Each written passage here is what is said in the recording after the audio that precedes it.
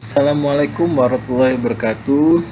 Alhamdulillah, eh, pada perjumpaan kali ini ya kita masih melanjutkan materi kemarin, yaitu tentang bab 12, jadi chapter 12 tentang radiasi dan proses. Nah, semoga teman-teman mahasiswa dalam keadaan sehat walafiat ya, dan kita dijauhkan dari segala macam bahaya. Baik, langsung saja saya lanjutkan. Nah, sekarang kita masuk ke sifat-sifat radiasi. Pada umumnya, jadi seperti yang saya jelaskan di sebelum-sebelumnya, material seperti logam, kayu, bahkan batu ya adalah bersifat opak ya atau opaque, atau dikenal dengan istilah buram terhadap radiasi termal. Ya, buram itu artinya dia tidak transparan. Ya.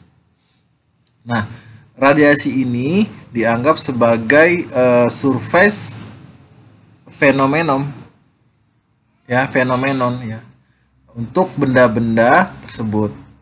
Nah, kemudian radiasi melewati benda-benda yang bendanya ialah semi transparan ya, seperti kaca dan air ya. Karena kalau kaca itu ialah dia bisa dilihat tembus oleh mata kita ya. Beda halnya dengan cermin. Nah, dapat dianggap dengan surface phenomenon ya, karena volume keseluruhan benda tersebut berinteraksi dengan radiasi. Sedangkan sebuah benda hitam itu dapat dijadikan sebagai sebuah referensi yang tepat dalam menjelaskan sifat emisi dan absorpsi dari permukaan benda lain ya, atau real surface. Jadi kira-kira seperti itu. Nah,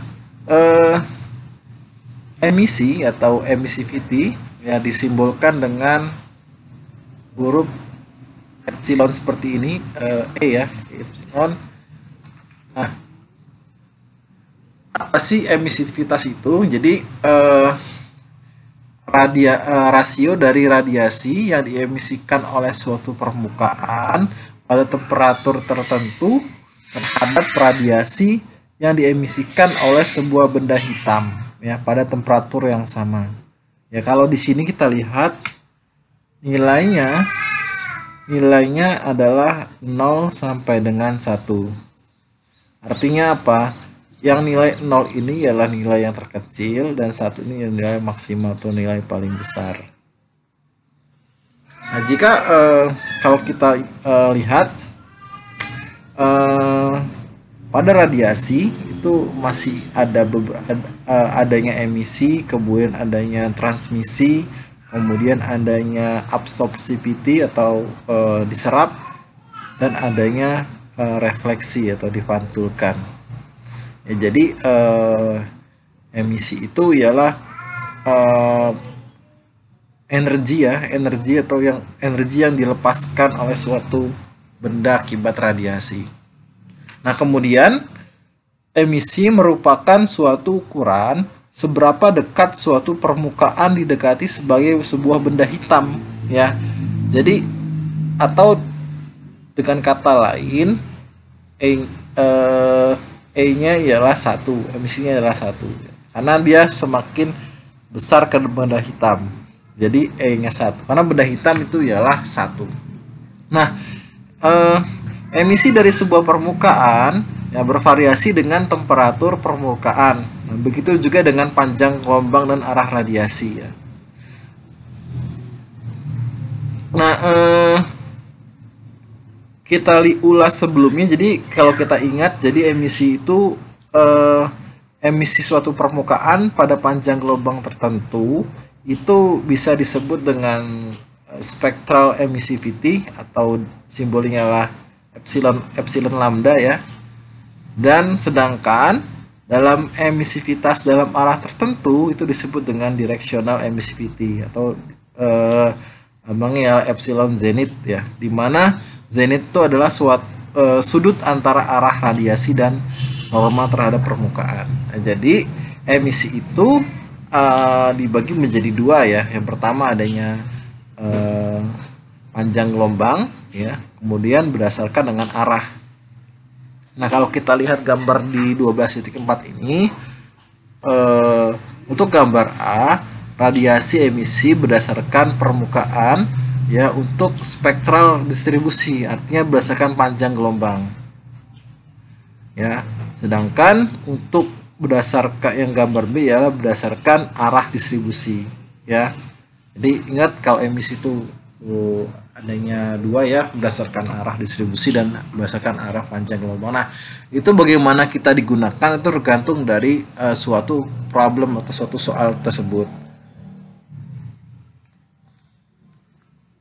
Nah, kita lihat di sini adalah rumus E ya, di mana emissivity dikalikan dengan tau ya, atau biasanya ialah nilai konstanta Boltzmann ya, T pangkat 4 ya. TS ini ialah T permukaan atau mungkin lingkungan ya, T pangkat 4 ya. Ini tahunya lambang oleh Stephen Boltzmann ya, yang dipelajarkan di bab sebelumnya. Nah, dalam tabel A12 ini, tabel A12 ini dalam tabel appendix ya di buku ini, di bab di paling akhir. Kalau Anda lihat di buku ini, dibuka saja di tabel A12 ya paling akhir. Nah, ini adalah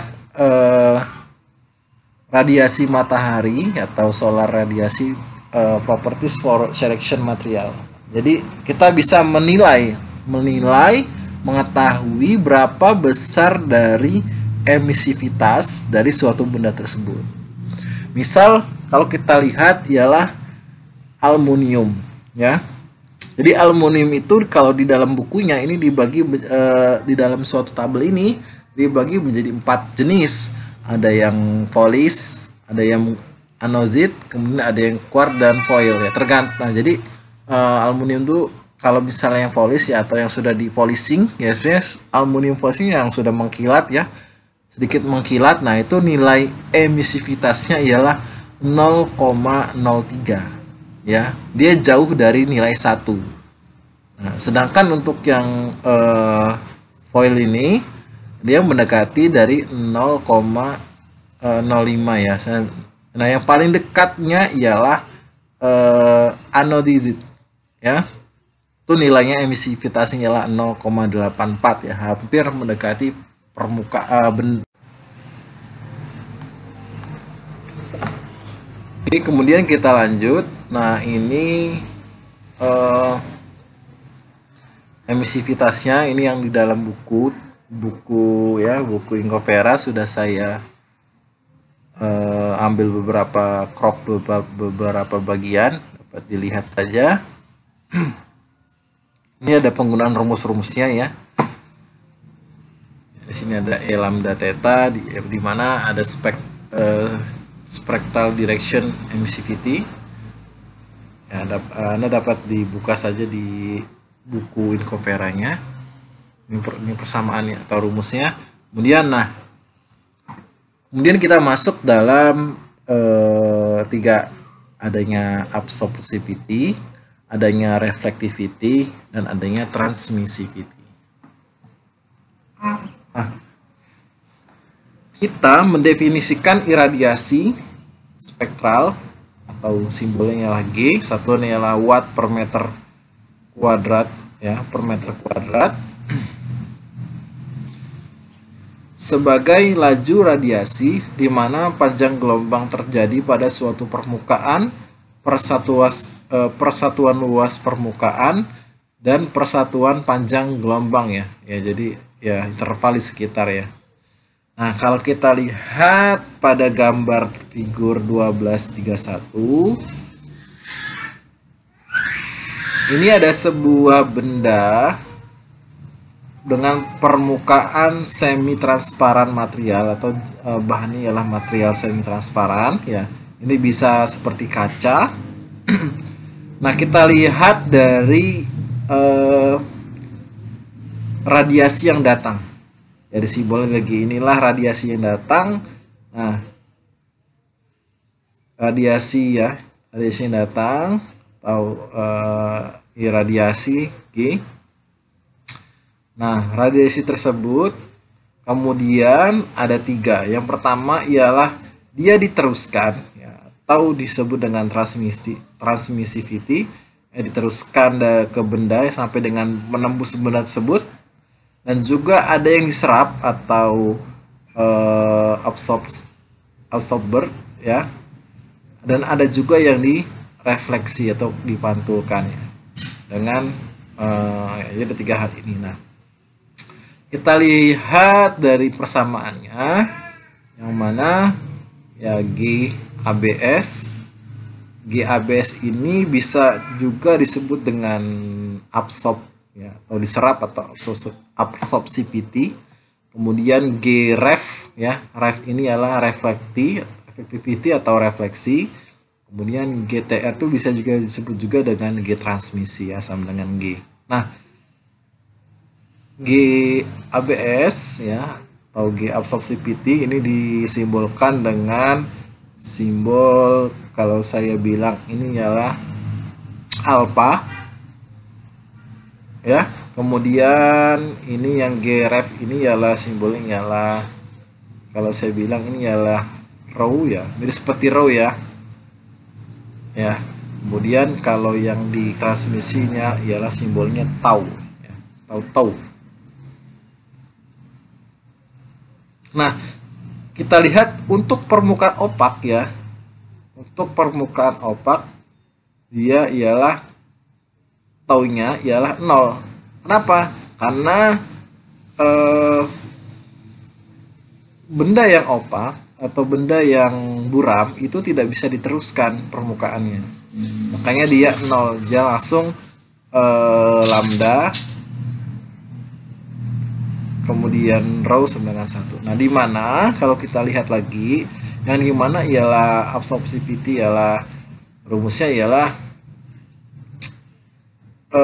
radiasi yang diserap ya dibagi dengan radiasi yang datang ya, atau GABS per G. Sedangkan reflectivity atau refleksivitas itu ialah refleksi radiasi ya, atau radiasi yang dipantulkan dibagi dengan radiasi yang datang, atau GREF per G. Dan yang terakhir ialah transmisi radiasi yang diteruskan. Transmissivity ialah radiasi yang diteruskan atau GTR dibagi dengan radiasi yang datang, G.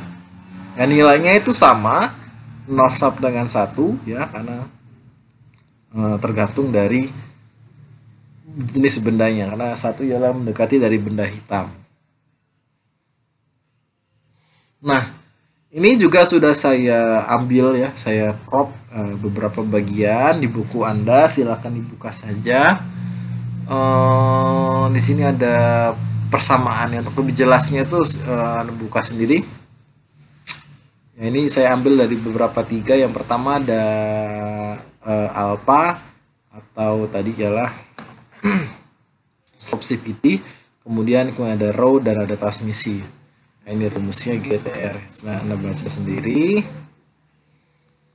Nah, berikutnya ialah ada suatu contoh soal di mana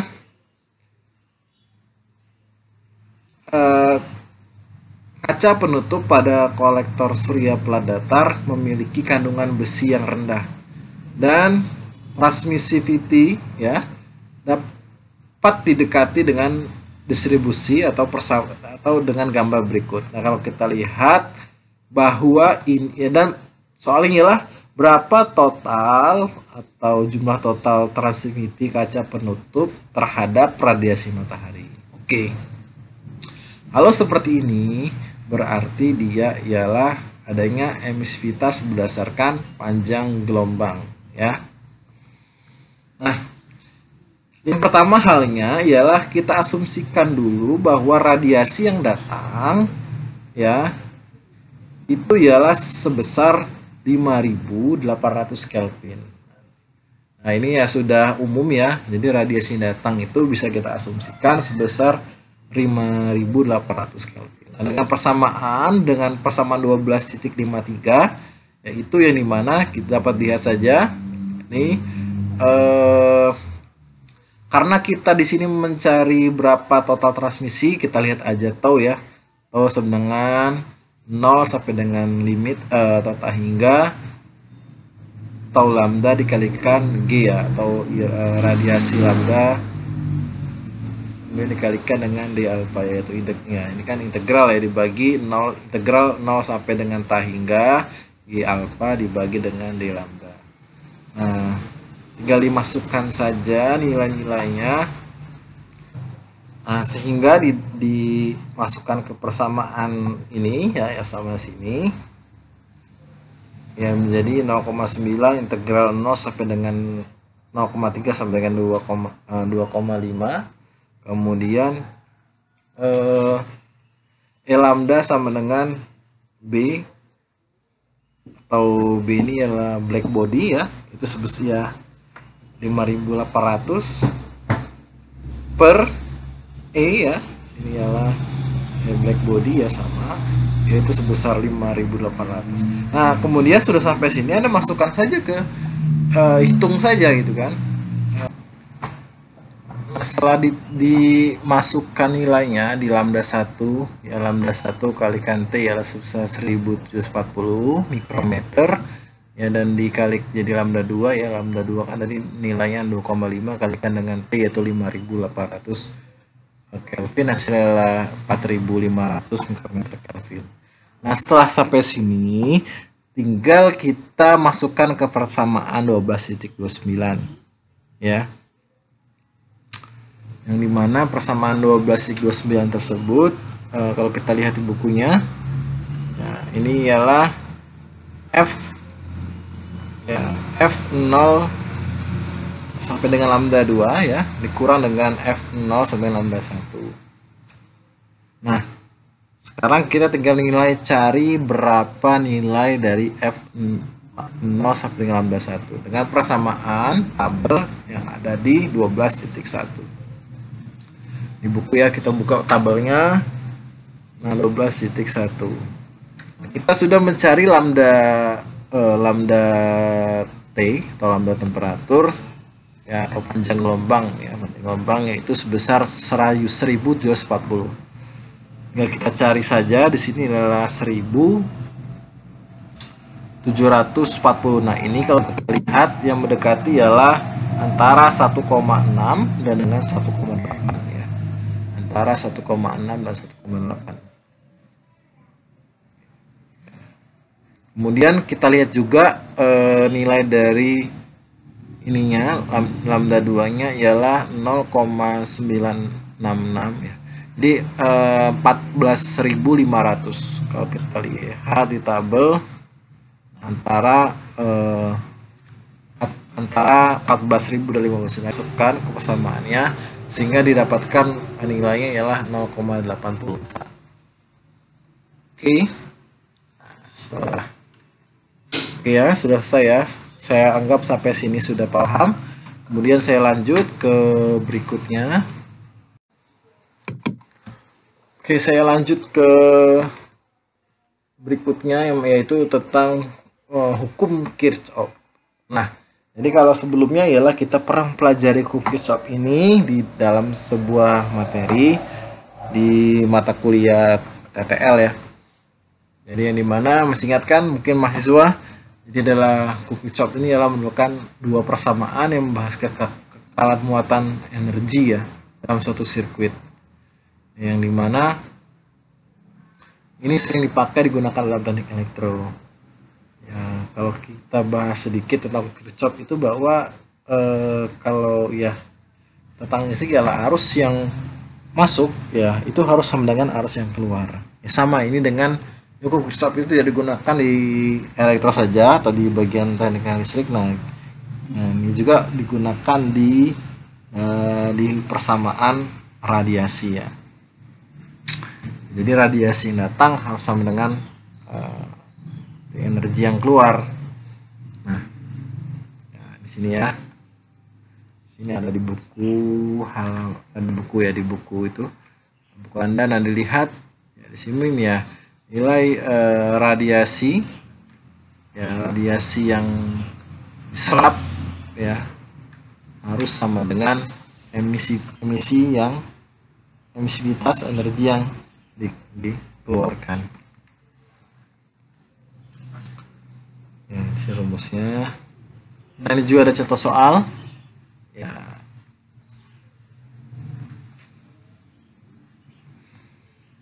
Ini mirip seperti tadi ya, dia menggunakan tabel.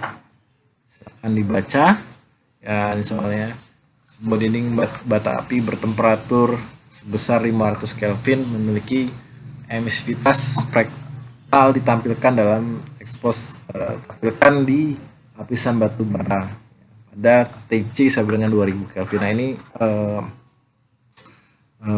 gambarnya ya, ini artinya ialah emisi dalam bentuk panjang gelombang atau lambda. Tentukanlah total emisivitas hemispherical dan daya pancaran bata api dinding, dan berapa total absorpsivitas dinding terhadap radiasi akibat emisi oleh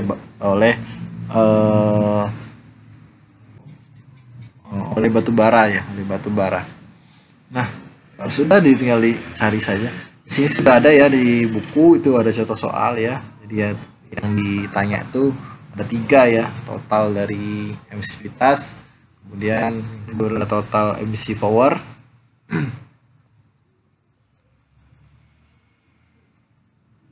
ya daya pancaran ya,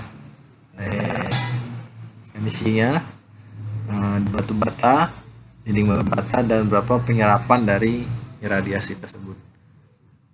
Jadi lihat saja di buku kalian ya, kali baca.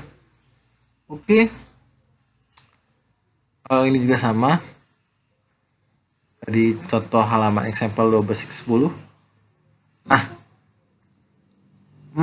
untuk lebih pahamnya nanti di tugas 2 silakan dikerjakan ya, sama seperti tugas 1 kemarin ya, di kertas 4 dan dikumpul hasil kadu paling lambat ialah hari Senin tanggal 21 Desember 2020. Nah, soalnya apa? Nah, soalnya 3 soal. Ya, dari buku kalian di contoh soal 12-29 ya sama ya. 12-243 dan 12-50. Ya, ini ialah merupakan emisi yang berdasarkan panjang gelombang ya, sederhana. Oke, ini salah dibaca saja. Oke, mungkin sampai sini dulu apa yang bisa saya jelaskan. Untuk lebih pahamnya itu sebenarnya ini saya ambil materi di buku yang sudah saya share yaitu Inkopera. Untuk lebih pahamnya Anda baca sendiri ya, Anda baca sendiri. Nah, kemudian di situ lebih lengkap penjelasannya dan contoh-contoh soalnya. Oke, itu saja dari saya, semoga ada manfaatnya. Mungkin kita tidak ada kuis ya, kuisnya hanya tugas-tugas saja, dan terakhir ada UAS dari pertemuan 16. Oke, demikian. Wassalamualaikum warahmatullahi wabarakatuh.